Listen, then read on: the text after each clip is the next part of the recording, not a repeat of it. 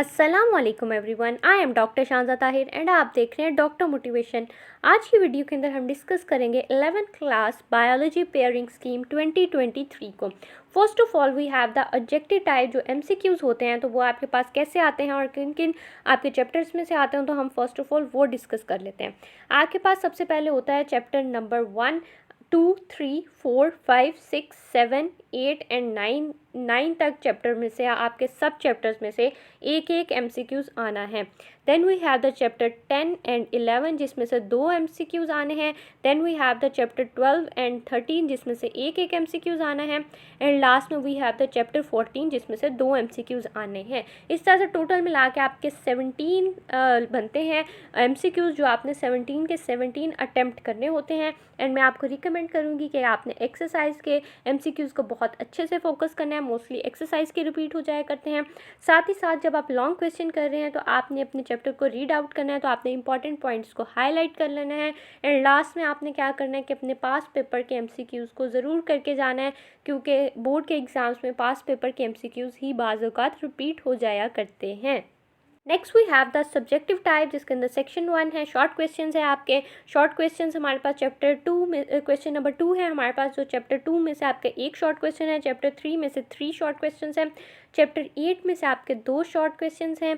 Then we have the chapter 10 जिसमें से 4 short questions हैं। And then we have the chapter 11 जिसमें से आपके 2 शॉर्ट क्वेश्चन हैं। तो इस तरह से टोटल मिला के आपके 12 शॉर्ट क्वेश्चंस बनते हैं, जिसमें से आपने अटैम्प्ट 9 करने होते हैं। एंड मैं आपको ज़रूर रिकमेंड करूँगी कि हर पार्ट के अंदर एक शॉर्ट क्वेश्चन एक्स्ट्रा ज़रूर करके आना है। आपने अपने पेपर में हर शॉर्ट क्वेश्चन में ज़रूर डायग्राम बनाने की ट्राई करनी है। आपने अपने पेपर को यूनिक बनाने की ट्राई करनी है। एंड आपने अपने क्वेश्चंस को बुलेट फॉर्म में लिख के आना है, अपने पॉइंट्स में लिख के आना है।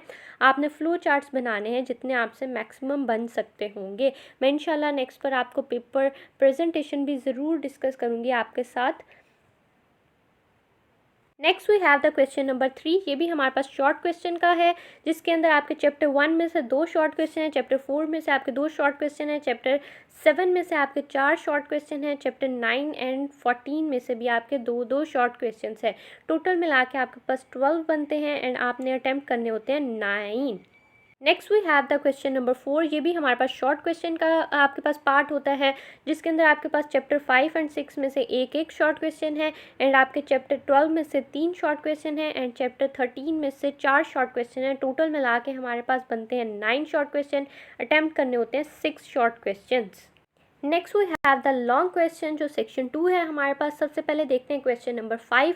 क्वेश्चन नंबर 5 जो है वो आपका चैप्टर 1 एंड 14 में से आता है। Part A and part B होता है, तो आपने अटैम्प्ट करना है। Then we have the question number 6। Question number 6 जो है वो हमारे पास चैप्टर 8 और चैप्टर 2 में से आता है, part A and part B, और आप ये देख सकते हैं। Next we have the question number 7 जो हमारे पास चैप्टर 6 और 9 में से आता है and part A and part B है। Then we have the question number 8 जो हमारे पास आता है चैप्टर नंबर 5 एंड 11 में से, और आपने A और B पार्ट दोनों करने होते हैं।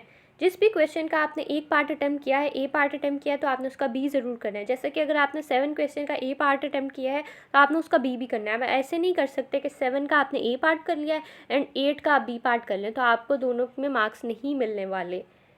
Next we have the question number 9, जिसका आप चैप्टर नंबर 4 और 12 के अंदर से part A and part B आता है। एंड ये आपके सारे पंजाब के बोर्ड्स के लिए है। लाहौर, रावलपिंडी, फैसलाबाद, सरगोदा, बहावलपुर, गुजरावाला, साहिवाल, मुल्तान, डीजी खान एंड आज़ाद कश्मीर के तमाम बोर्ड्स के लिए पेयरिंग स्कीम है, तो आप इसको फॉलो कर सकते हैं। मैं आपको ये बताना चाहती हूँ कि अपने बायो के लॉन्ग क्वेश्चंस के अंदर आपने बहुत ज़्यादा हेडिंग्स को ऐड करना है। आपने हेडिंग्स को ज़रूर ऐड करना है, उसके अलावा आपको मार्क्स नहीं मिलेंगे। मैंने 85 आउट ऑफ 85 स्कोर किए थे अपने बायोलॉजी के पेपर में। बहुत सारे लोग आपको कहेंगे कि बायो में 85/85 नहीं आ सकते, लेकिन इट इज़ पॉसिबल, आ सकते हैं। एंड एज सच मेरी राइटिंग भी बहुत अच्छी नहीं थी, बस नॉर्मल एवरेज लेवल की थी, लेकिन मैंने अपने पेपर को बहुत प्रेजेंटेबल बनाया था। आपने हेडिंग ज़रूर बनानी है, आपने हर क्वेश्चन के अंदर डायग्राम ज़रूर ऐड करके आनी है। मैं अपने हर लॉन्ग क्वेश्चन के अंदर डायग्राम बनाकर आई थी, चाहे वो बुक में बनी हुई है या नहीं बनी हुई, मैं उसके अंदर डायग्राम्स ऐड करके आई थी। साथ ही आपने हेडिंग्स बनानी है, डायग्राम्स बनानी है, आपने फ्लो चार्ट ऐड करना है। अपने लॉन्ग क्वेश्चन के स्टार्ट के अंदर ज़रूर एक फ्लो चार्ट आपने हर लॉन्ग क्वेश्चन में बनाना है, तो तभी आपको फुल मार्क्स मिलेंगे। That is all from my side. Thank you so much.